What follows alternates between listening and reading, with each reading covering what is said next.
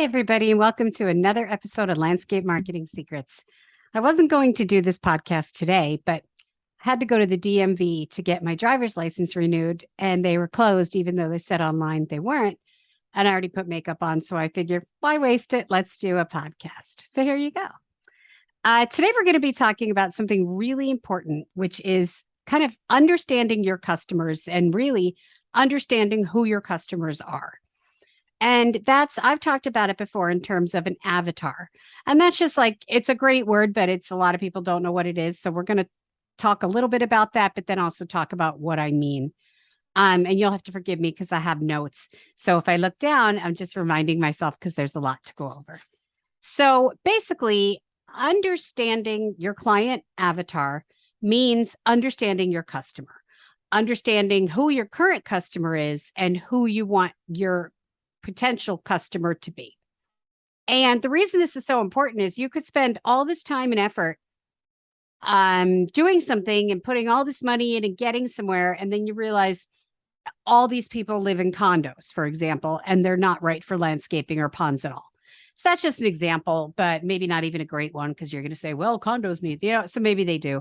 But for the terms I'm talking about, you need to make sure that you're not just presenting what you want to everyone.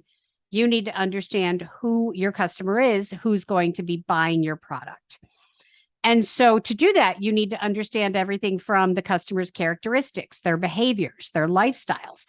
Do they live? I'm assuming they live in houses. They're not going to live in apartments if they want a pond or a nice landscape. At least for our clients in the pond world, they make, more than the average amount of money. They're a certain age. We don't have a lot of 25-year-olds looking to build ponds. We just don't. So it's really understanding who your customer is. And then once you kind of develop this avatar or this persona of who you're trying to reach, whether it's their behaviors, their needs, their interests, then you can kind of figure out how to market to them. Because all of a sudden, wow, you know what? The majority of our customers are also bird lovers or just runners. I'm making that up. But okay, so let's do some posts and let's look at some ways we can partner with I can't think of the name of it, the bird people. I don't remember the name. There's some Audubon Society. There you go. So, just things like that. Find out what it is that interests your customers, and then how do you kind of piggyback on that? So a couple different things I suggest. The first one is two-part. You want to take a look at your top 10 best customers. This doesn't mean best paying. It just means like the ones you work with the best, the ones that are the most open to your ideas, the ones that enjoy what you do, people that really love it. And come up with a list of 10 and start writing down their characteristics. For example, where do they live? What kind of house do they live in? How many children do they have? What are the age of their children? Are they grown? Are they adult? What are their ages? 35 to 54, 54 plus, over 80. Just giving you an idea of kind of your current customer. Again, these are people you actually have, and how as much as you can do to describe them. And the reason I asked for 10 is because everyone's different and each of these people are going to be different. But as you start doing that, you're going to start seeing these, these trends popping up. You're going to start seeing, wow, all my customers live in suburbs, which I hope they do in our business. But, you never know. But all of our customers live in the suburbs and they all live within half an hour of the city, or they're all retired, or they all have adult children. Whatever it is, try to start finding these similarities so that you can then start marketing to them as a group. So the other thing to do with that is not just your current customers, but who's your ideal customer. So along the same line, but you might not have found the right people yet. And now that you're thinking it and, paying attention to it, maybe your ideal customer is someone without children. Or like I said, someone whose children are older, so they don't worry about drowning in a pond. Maybe there's someone who are older, so they don't want to do their own landscape. Maybe it's someone who makes a lot of money. And I'll tell you, I'll be honest, in our business, it's not. Like, surprisingly, if we find out someone has $1 million house, like our office manager's like, ooh, and we're like, oh, because we already know they're going to be a pain in the you know what. Not always, but sometimes the things. So be honest with yourself. Don't just say, I want rich people and only rich people. Because why? You might really, what you think you want is rich people, but what you really want are involved people. And they might not be rich, but they're the ones that are involved in their gardens, that are involved in nature, that are involved in hikes. So really think it through. The two parts, like I said, who your current best customers are, and then who you would like your customers to be. Once you've done that, you have the basis for your avatars. Now, you're going to have 3 or 4 of them. There's no way everyone's not going to fit into one niche. They're just not. But they might fit into retirees, people 35 to 54 with older children, people who make over $500,000 a year, people who live in a house that's worth over $500,000 a year. So we're going to kind of group these people into what we call avatars, which kind of like, I don't play video games, but I like The Sims. So from what I understand is you create kind of something in an avatar. I don't know if it's what you'd want to be, but you create something. And that's what we're doing here is we're creating a little cartoon character in your mind, though, of what this customer looks like. And I have a friend working on this right now, and she has a couple different customers, like bird lovers is one for her, because bird lovers are huge where she lives. Animal lovers in general. So then you say, okay, if you love animals, you're going to love ponds and fish. Why is that? I'm trying to think of some other avatars. There's so many you can go with. Location. Are these people, people living in the city? And I'll tell you, city stuff we're one of the few pond companies that will work right in the city of Philadelphia, and it gets us work. So that might be an avatar for us. We might decide we're going after, people who live in the city. We might be going after a gay and lesbian crowd. There's all kinds of things, and that avatar is going to look different than the bird loving avatar. And that's okay. You want a couple. So come up with like 3 or 4 of them. When you get your avatars, make them as detailed as possible. Give them names, give them backgrounds, personal information. Did they go to college? What level college did they go to? What is their marital status? What's their occupation? And you're kind of at this point almost like making up your ideal customer.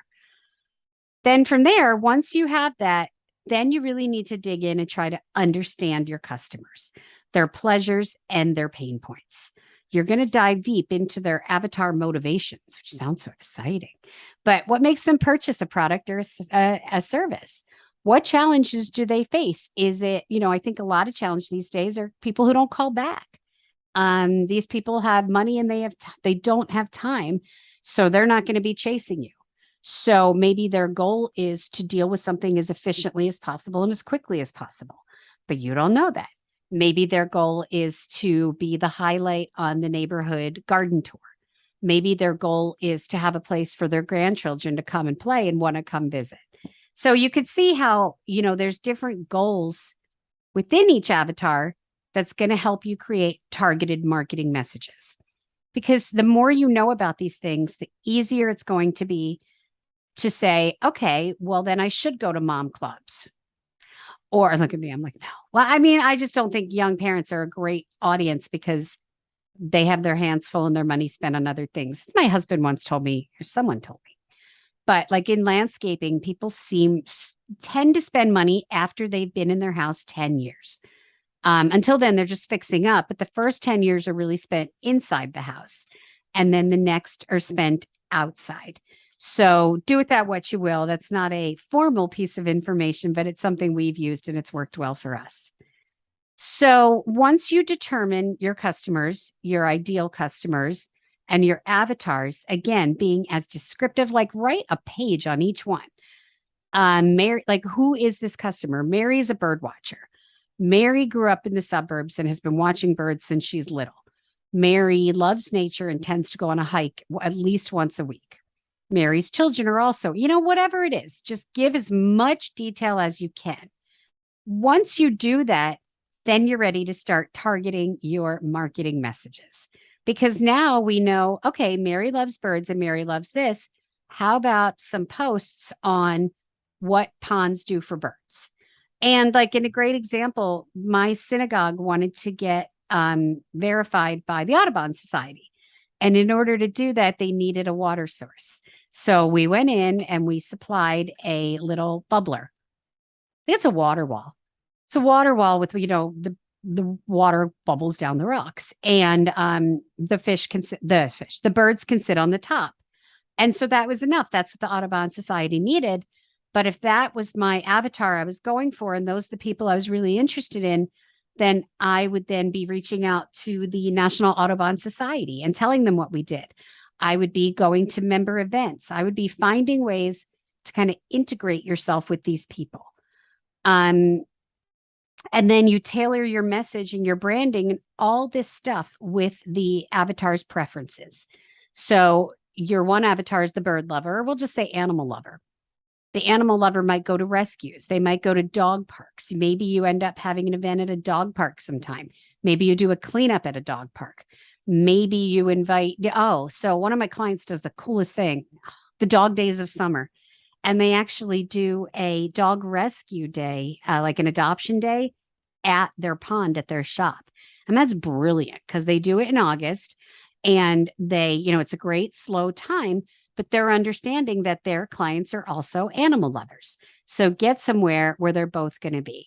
So I just love that idea. We have done, our customers are very involved in the green industry and tend to like nature and eco-friendly stuff.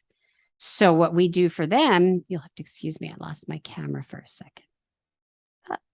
Where did I? Oh, there I am. Okay, I'm back. I don't know where I was. Anyway, what was I just saying? Oh, okay. So you, like I said, you want to be exactly where your customers are, knowing who they are.